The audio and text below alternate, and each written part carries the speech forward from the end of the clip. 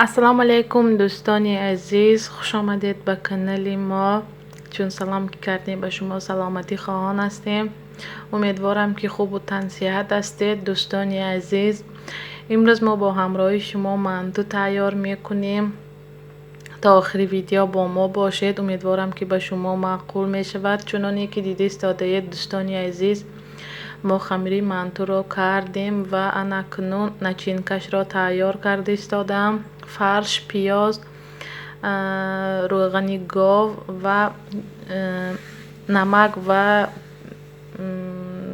چارنی پیرت و دیگر ماده های خوشبوی کنندش را خودتان می توانید همراه نمایید.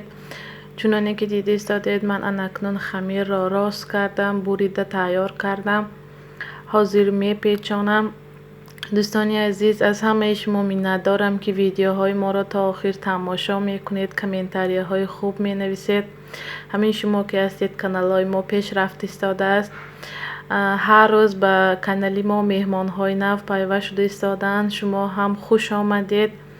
امیدوارم که کانال ما به شما معقول می شود، ویدیوهای ما به شما معقول می شود و مهمان هایی که در کانال ما بودند و تا حال با ما هستند، شما نیز خوش آمدید. دوستانی عزیز، از همه شما منت دارم. اکنون مانتوها را من پیچانیدم، حاضر پخته میگیرم. دوستانی عزیز،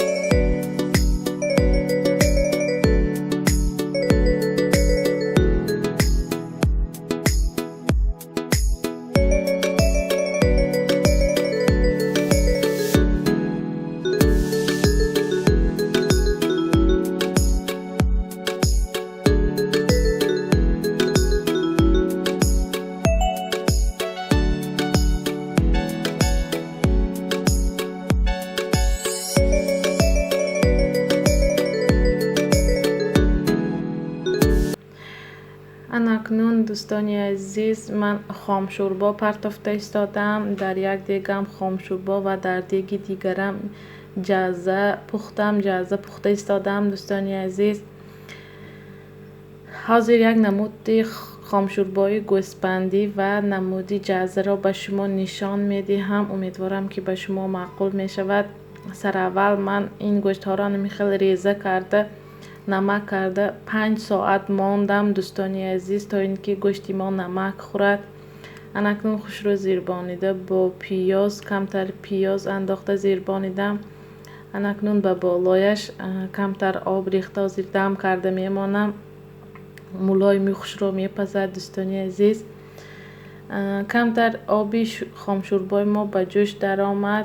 بلگر و چسناکش را انداختم. خفهای بالایش را میگیریم دوستانی عزیز.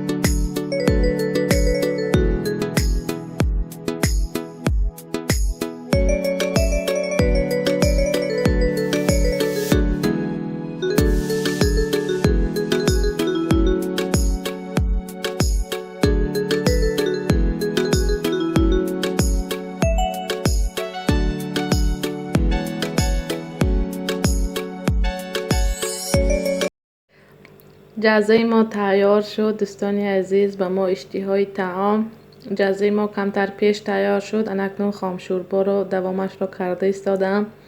از این سبزیش را میپرتایم و بعد از کمتر جوشد باز پیازش را میپرتایم. به نهایت با مزه می شود. این خام شوربای ما 6-7 ساعت می جوشد دوستان عزیز. با علاوه پست شما هم میتوانید در خانه های خودتان تیار کنید. امیدوارم که ویدیوی ما به شما معقول شد. لایک و کامنتاری را فراموش نکنید.